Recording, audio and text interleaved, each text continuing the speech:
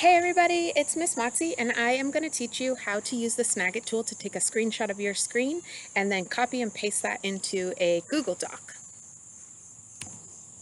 Here we are in the Discovery Ed Tech book. So say you need a picture of this, a screenshot of this work to put into a Google Doc. Come down here to the search bar and type in Snagit, S-N-A-G-I-T, Snag It, and then say open. When it opens, you're going to get this pop-up from Snagit, and you want to make sure that you're on image. You have to be on image if you just want a picture.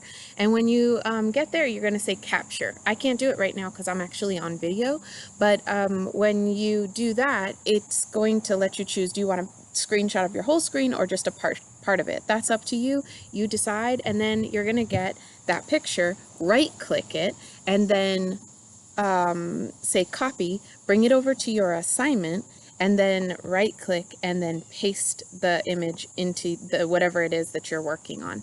So that's the short condensed